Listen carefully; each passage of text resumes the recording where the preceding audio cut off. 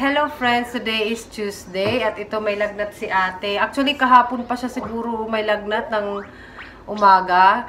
Kahapon 'di ba, pumunta kami sa labas sa Bay Area dito sa amin. Pati nagpalipad kasi kami ng saranggola, 'di ba? Kaya pala parang napapansin ko sa kanya, parang wala siyang energy masyado. Kaya 'di ba nasabi ko sa vlog na parang ang tipid niya tumakbo, parang ang bagal niya kumain, tapos ilan lang yung nakain niyang sandwich.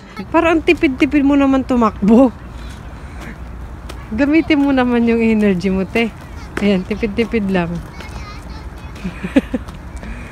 Ito naman, ang bagal naman ito kumain. Ito, mabilis kumain. Ito, mabagal kumain si ate. Ayan, parang bunso pangalawa na.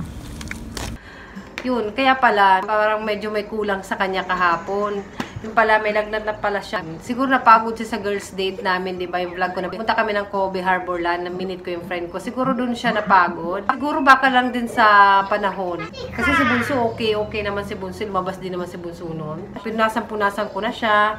And ito yung pang-check ko sa lagnat. Meron kami nito. Simula ng baby pa to si ate. Kaya matagal na to sa amin. And, ayun, umabot siya ng 39. And, nagpabook na naman ako sa clinic. Papunta kami ngayon. Ito, nire-ready ko na lang siya. Susuotan ko na lang siya ng coat. Malapit na naman dito yung clinic. Maglalakad lang kami. Ayan, nagpabook na ako kaninang madaling araw pa. Mga 6 a.m. Ayan, nasa 39 na siya. Ayan. Buti na lang, nang gumising siya kanina, kumain naman siya. Marami-rami siyang nakain. Siguro nung parang nakakaramdam siya ng wala siyang energy. Sabi niya, wala naman daw masakit sa kanya. Wala lang daw siyang energy. Kaya sabi ko sabihin niya yun sa doktor. Pupunta na kami actually ngayon. Ano na, 10:30 na. Nag-open yung clinic 9.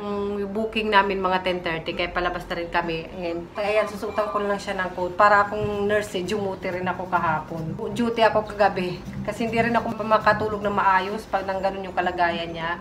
Lagi ko siyang chine-check. Iba talaga, no? Hindi ko akalain na pag naging nanay ka na, ganito, hindi mo talaga masasabi na handa ka na ba or hindi magkaroon ng anak. Kasi ako hindi naman ako handa nun magkaroon pa ng anak. Kasi si ate hindi namin planado yun. Siguro kailangan, lagi ka lang din handa no, sa mga bagay na darating, sa mga pangyayaring darating sa buhay natin, no?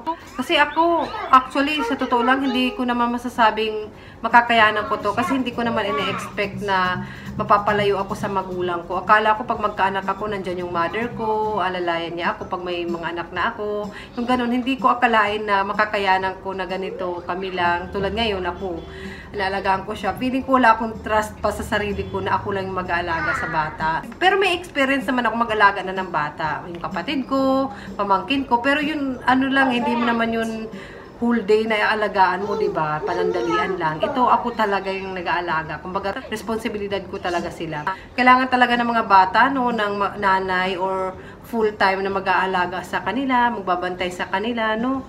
Kasi kawawa eh. Kahit siguro hindi mo anak, maawa ka. Ito pa kaya, di ba, mga anak mo. Mukhang okay naman si ate. Mahirap lang talaga to pag nagkakasakit kasi ganyan na nga siya tahimik. Mas lalong tatahimik pa siya. Kaya para mag-aalala ka talaga. Medyo nawawala lang yung pag-aalala ko talaga kasi yung doktor naman nandito lang malapit lang sa amin. Walking distance lang. Kaya ayan, papunta na nga kami.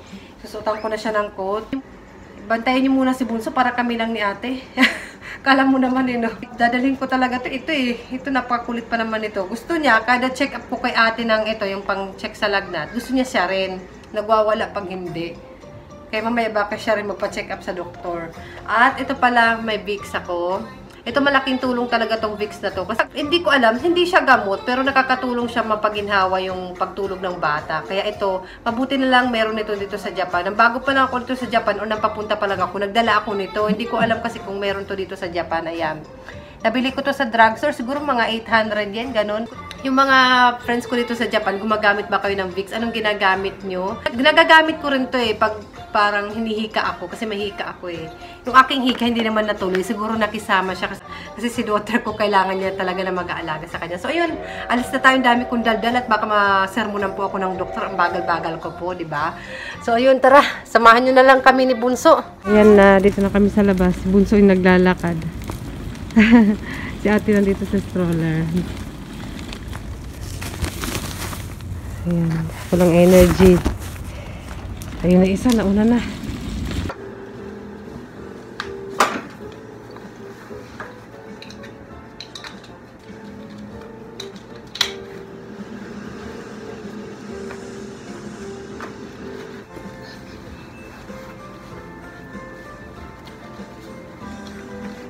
Ay, hello guys. Ngayon pala is Wednesday. Ito, nakigaya si Bunso kay ate niya. May lagnat din siya. Kaya pupunta kami ng clinic. Ay, kung hirap. Pakilap guys. Pakitulungan naman ako. Aray. Minsan sumasakit. Ayun. Okay. Siyempre sasama ko si ate. Hindi pa kami nakakalabas, hinihingal na ako. And then, syempre, sasama namin si ate. Sasakay lang siya sa baby stroller or baby car. Tapos, ipupush ko siya. Si Bunso hindi siya makakapaglakad today, obviously. Kasi, wala siyang energy. Ayan. May lagnat siya. Ayun. Nagpabook na naman ulit ako sa clinic. Mas maaga kami ngayon. Mga 9 pa lang. Kahapon din ako nakapag-vlog pag-uwi namin kasi nabisi na ako. Hindi maganda yung pakiramdam ni ate. So yun, tara, labas na tayo. Ayun yung parang alcohol nila. Punta tayo ng drugstore. Ayun, tapos na kami sa clinic. Dito kami sa drugstore. Gahanap ako ng alcohol. Parang walang alcohol dito sa kanila. Ito kaya, alcohol kaya to. Ayan.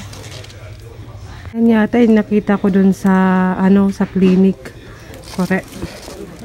Yan yung presyo niya. Baka ito yung mga alcohol. Ayan. Ayan, pauwi na kami. Okay, ang hangin-hangin po. Si ate nasa stroller. Ayan. Hindi ko lang kung nakita nyo. At ang bigat po. Wala ko yung baby stroller.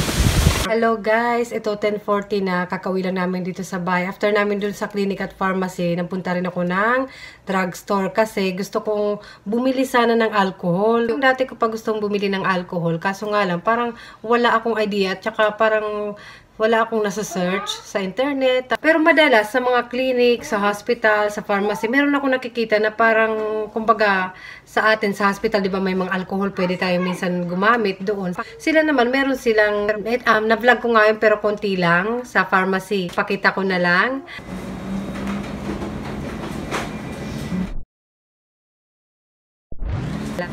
So, ayun yung nakikita ko. Tapos, nang sinearch ko, ano siya, parang sanitizer lang, hand sanitizer, rubbing hand sanitizer.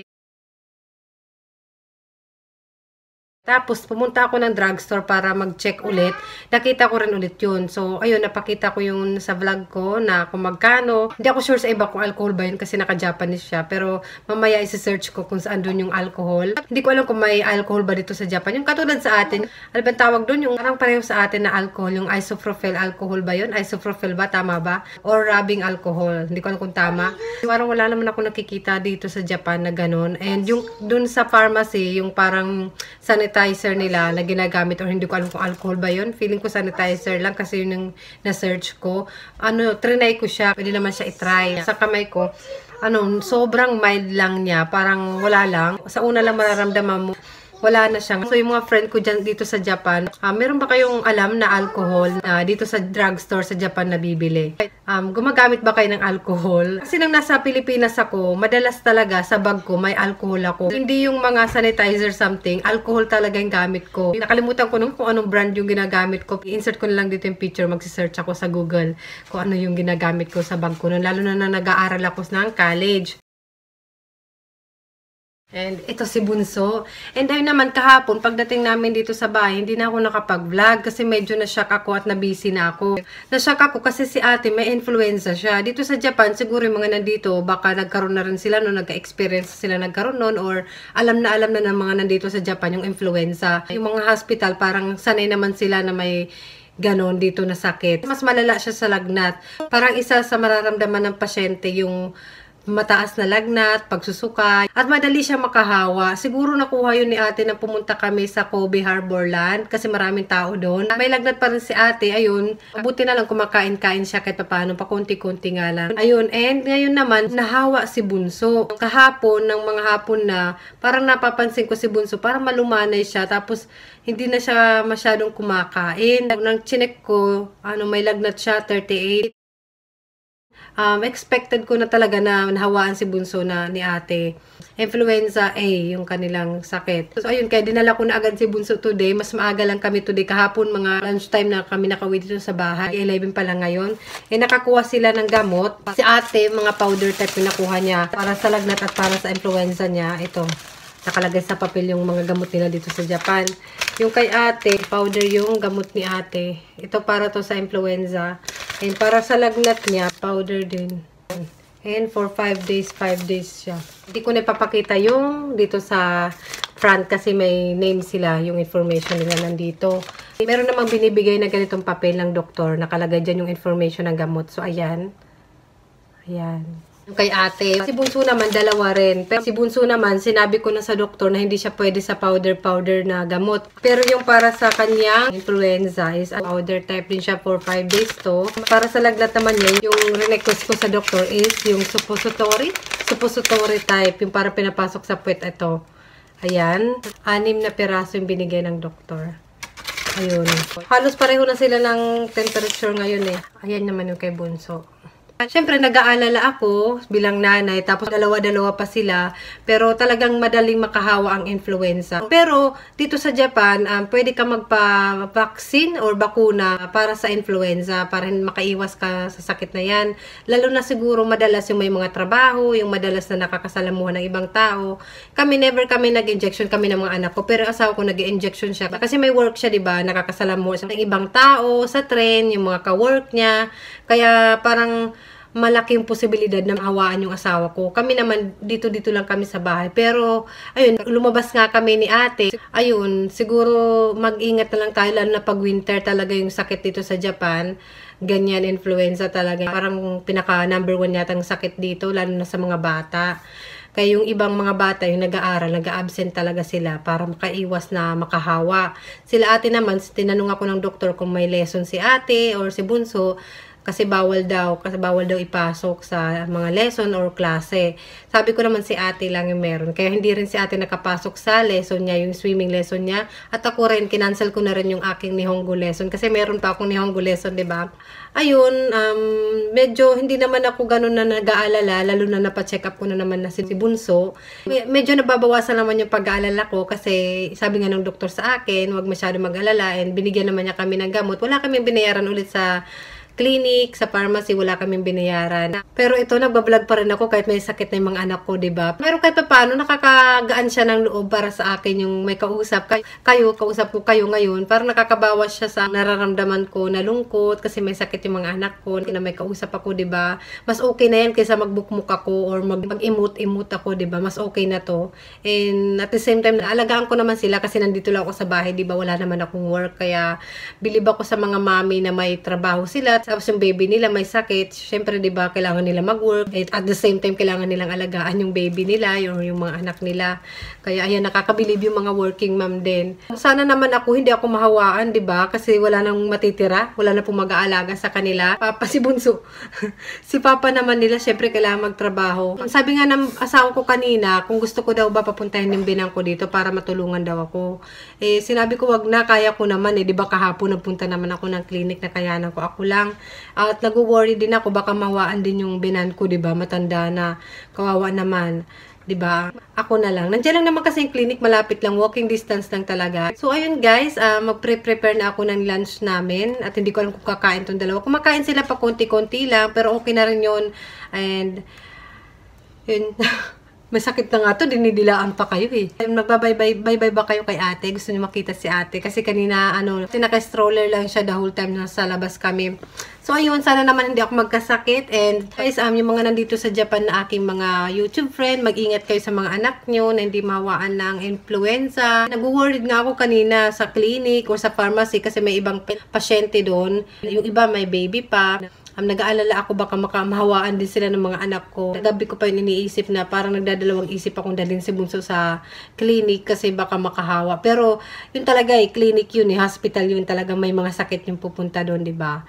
So walang magagawa, kailangan kahit ayoko sana kasi ayoko sila makahawa, wala tayong magagawa, 'di ba? Sa clinic naman yun, meron naman silang separate na ano lang na oras para sa pag magpapabakuna lang. Kung wari yung anak mo magpapabaksin lang, wala siyang sakit, meron lang silang nakahiwalay na room and ibang oras lang, hindi siya nakahalo sa oras na may mga sakit na pasyente. Mga bata lang talaga yung pasyente doon. Hindi kami sa malaking hospital na pupunta.